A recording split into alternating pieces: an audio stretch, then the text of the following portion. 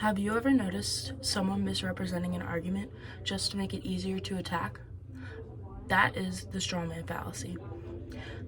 This is a logical fallacy that is used to manipulate the audience. This fallacy is used when the writer is making an appeal to logos, or the appeal to the audience's logical reasoning. The strawman fallacy is an oversimplification or cherry picking of the opposition's arguments just to make them easier to attack. This fallacy is fueled by stereotypes, generalizations, and misguided assumptions, which makes it even more misleading. Recognizing this fallacy is crucial because it helps us think critically and avoid being persuaded by a distorted reasoning.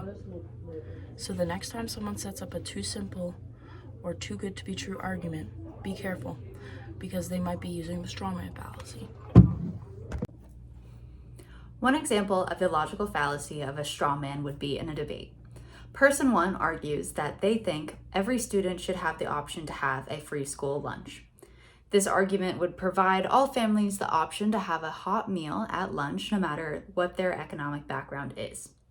Opponent two responds to this by saying, "My opponent thinks that everyone should get free food everywhere, no matter the cost." This is an example of the straw man because person two is manipulating person's one argument. Person two is creating a false narrative from the original argument to try to prove a point that their counter argument is better. They can easily paint person one as an extreme arguer, that they have extreme ideals, and that their solutions are intangible. They are using flawed logical reasoning to undermine the arguments that all students should get free lunch.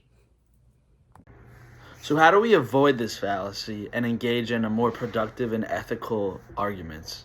The answer lies in the standpoint rule.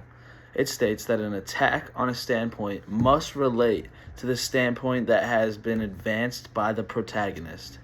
Think about the free lunch example. Someone says, "Hey, I think kids should get free lunches." That's a pretty specific idea, right? And then someone hits you back with and totally twists, "Oh, so you think everyone in the world should get free lunch?" No, it doesn't work like that at all. He just blew it up. He totally different, and that's way harder to defend. That's a huge violation of the standpoint rule. So instead of freaking out about free food for everyone, the opponent should be asking stuff like, how are we going to pay for these school lunches, or will this actually help kids eat better? That keeps the conversation focused on what really matters, kids in school, instead of getting sidetracked and talking about things like the whole world should be getting free lunch.